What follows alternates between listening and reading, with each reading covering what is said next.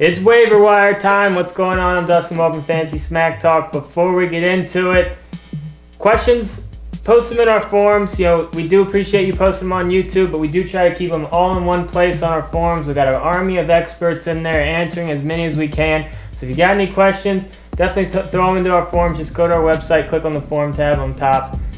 We'll be in there answering as many as we can, like I said. Must-adds in all leagues. First one, LaShore. I hope you all have taken my advice. I've been talking about him since week 1. He looks to be now the featured guy out there for the Lions. Still only on in 60% of leagues. Do what it takes to get this guy on your team. If you got the number 1 waiver, use it. He's definitely worth it as long as Javid Best stays out of the mix as far as his concussion stuff goes. LaShore should be a great guy for you from here on out if he can stay healthy. Next, we got a couple of guys that should have decent short-term value. First one, Daniel Thomas, only on in 15% of leagues. And the other one, Tashard Choice, only on in 10.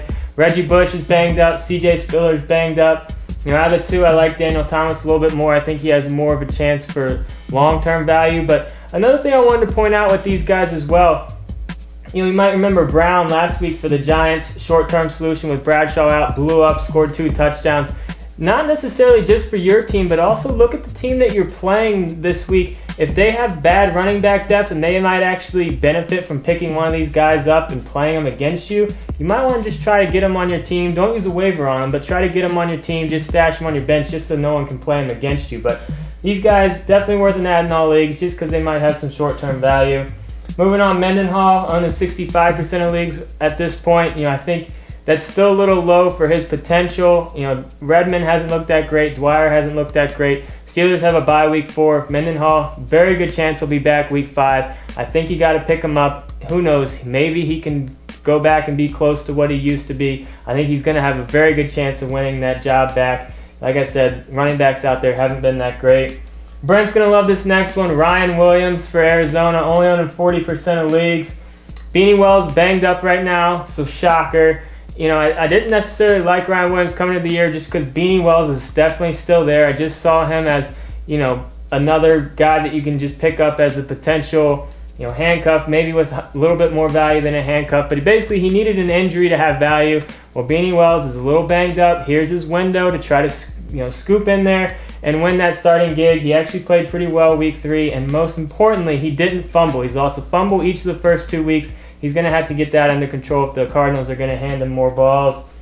And moving on, the last team I wanted to talk about for must-adds in all leagues is Arizona's defense. I very rarely put defenses as must-adds in all leagues, but they're only on 40% of leagues, and they're one of the biggest reasons why they're 3-0 right now. And here's why I think they're must-adds. They play Miami, then St. Louis, then Buffalo, then Minnesota coming up. All 4 of those games, not the best offenses in the world. They should be able to continue playing well on defense against those 4 opponents.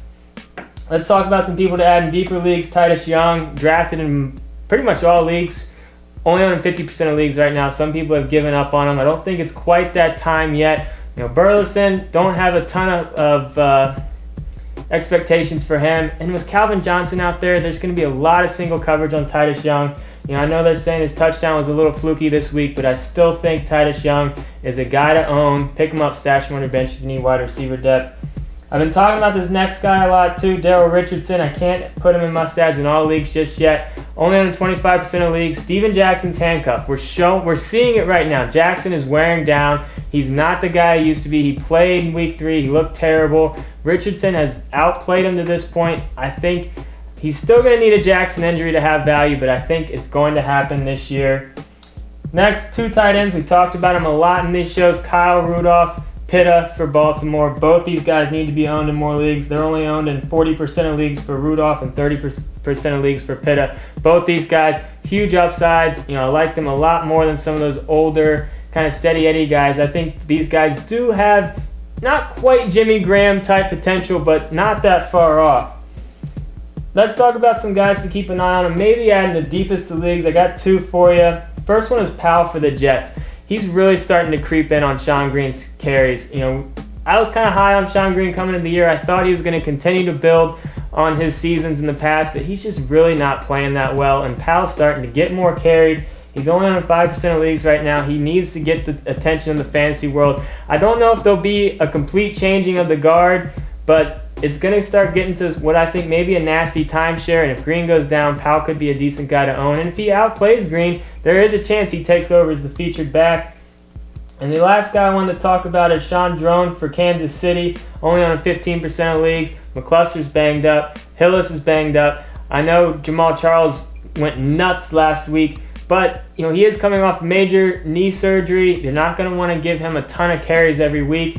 Drones look pretty good for them, and I think he could have some value, especially if Hillis misses more time. And obviously, like I said, with McCluster with his elbow situation, we'll see how much time he misses with that. But this is just a portion of the Week 4 waiver wire. To see the full list, get onto the website. And like always, post those questions in the forums. Brent and I will see you later this week.